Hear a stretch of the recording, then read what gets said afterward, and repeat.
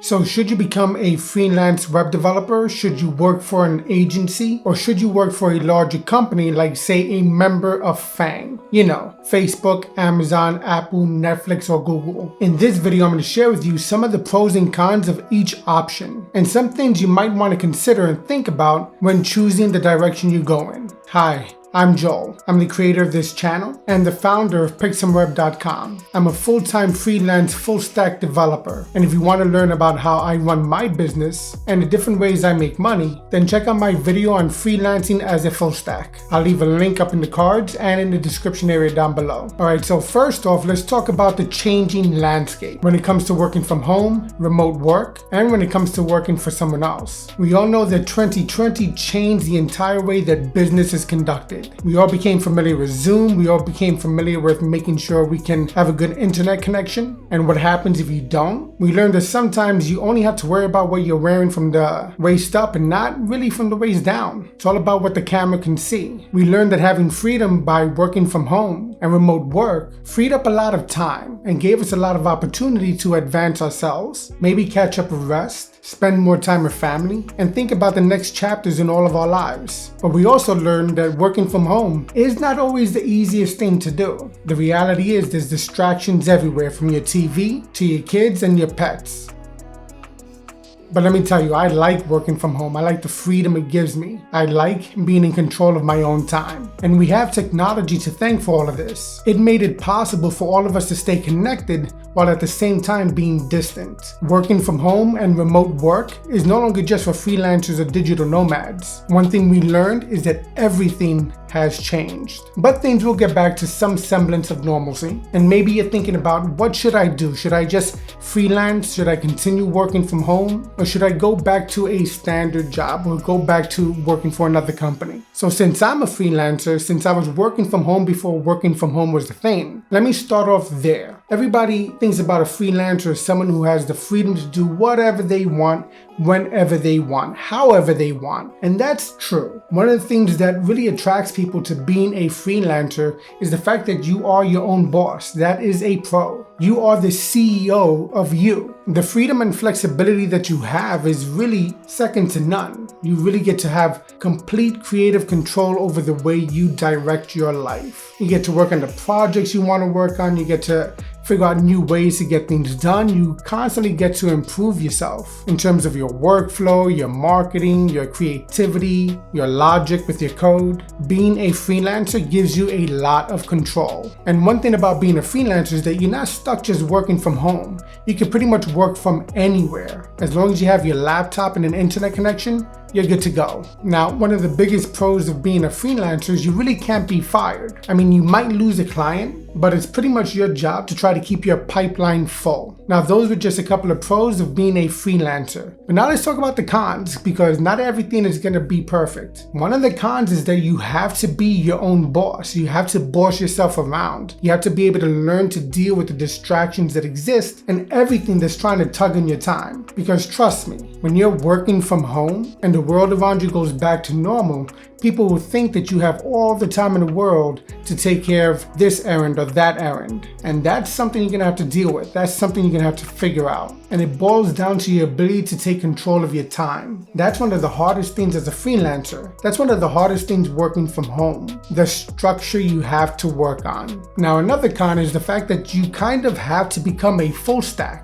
Now, some people will say you don't really have to. You can just focus on one type of code. But if you're going to get a client and that client wants, let's say, a website, most clients don't know the difference between a front-end developer, a back-end developer, a server administrator, a graphic designer, a search engine optimization expert, a social media marketer. So when they say, hey, I need a website, you got to figure all of that out for them. Another con, especially in the beginning, is that there's going to be inconsistent income. There's going to be times where you make no money for an extended period of time. And then there's the health insurance you got to worry about. There's the retirement accounts that you got to figure out. There's figuring out how to deal with customer service, lead generation, focusing time on code, marketing your business, how to handle your finances, and everything else in between. And then there's always the issue of the fact that when you're working from home, the line can be very blurry when it comes to when you're working and when you're not. And trust me, it can take years for you to get your business off the ground. So while being a freelancer, while working from home, while being a remote worker,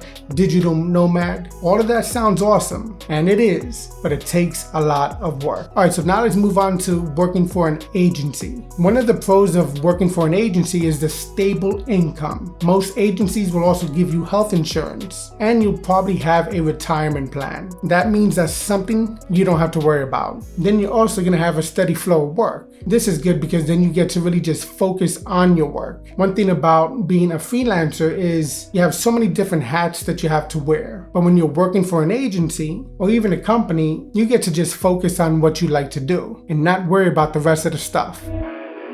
And let's face it, another pro of working for an agency or even a company is the fact that it gives you structure. You have a schedule that you have to work with. And if you're not truly the disciplined type, then having that structure can be very beneficial. Now, some agencies allow you to work from home and give you the flexibility to choose how your schedule is managed. And that could be a benefit because then you don't have to worry about the travel time. Now, speaking of the travel time, let's go into the cons. If you have to go to work, now depending where you work and how long it takes to get there, that could be like an hour in the morning and an hour coming back at night. That's 2 hours out of your day that could probably be better used doing something else. Maybe you could spend an hour learning to do something different, and maybe you could just use some extra sleep. Now, if you do get to work from home, you still have some structure you have to deal with. You have to be on the clock. You have to be accessible. You have to be accountable. You need to make sure that you're doing your job at that point in time when the rest of the team is doing their job. Another thing is you don't always get to choose the projects you work on. You're pretty much given a task and you have to get that done. Now, another thing is that when you're working for a company, when you're working for an agency, inter-office politics and titles matter. You're often going to want to advance in your job. Maybe go from junior developer to senior developer, maybe to project manager. And advancement can take a lot of time. And another con is that you can be laid off. And trying to find another comparable position elsewhere,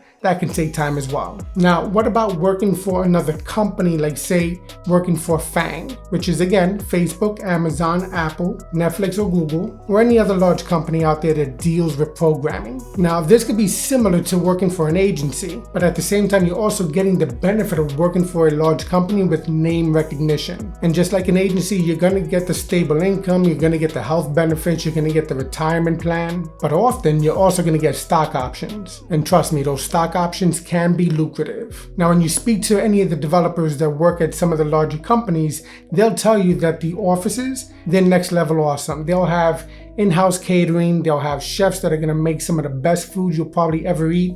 They're gonna have in-house dry cleaning, they're gonna have parking for your cars. The environment you work at is gonna be all about making it easy for you to wanna stay there. They're gonna have game rooms, and if you're into technology, they're probably gonna have some of the best tech you can see in the industry. And don't forget, if you're working for a big company or if you're working for an agency, you're gonna be surrounded by a team of developers, and some of these developers can be some of the best in the world. This will make it easy for you to level up your skills. Now, some of the cons for working for a larger company, just like working for an agency, can be the travel time. Even though we know that remote work and work from home is becoming more of a trend, some companies have already said that they're going to be paying people less who work from home. Now, that might not be the case all across the board, but it's something you might want to check into. And unlike a freelancer who will probably have to be a full stack developer and know a lot of different aspects of what it takes to build a website, code a website, and market a website, if you're working for a company or if you're working for an agency, you're going to often be part of an assembly line workflow. So in that case, it's probably best that you focus on 1 or 2 programming languages, become an expert at it, and realize that instead of you just working on one project overall, you're going to be working on a small part of a project. Maybe you're going to handle the HTML. Maybe you're going to handle the CSS or the JavaScript.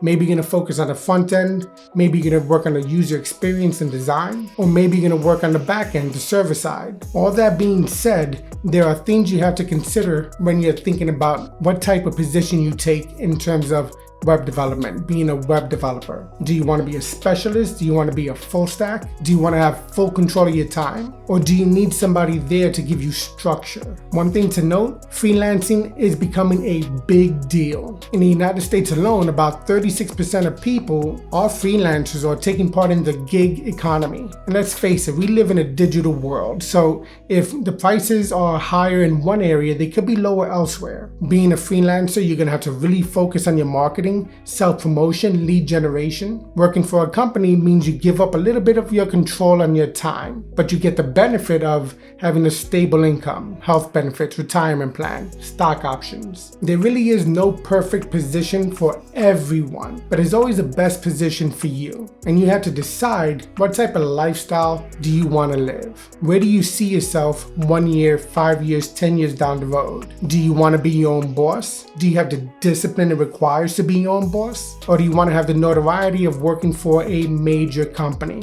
or one of the top design firms? Those are things you gotta think about. Alright, so sound off. Share your comments and your thoughts down below. If you like this video, give it a thumbs up. Don't forget to subscribe. Share this video with somebody else. And as always, thanks for watching, and I'll see you in the next one. Happy coding.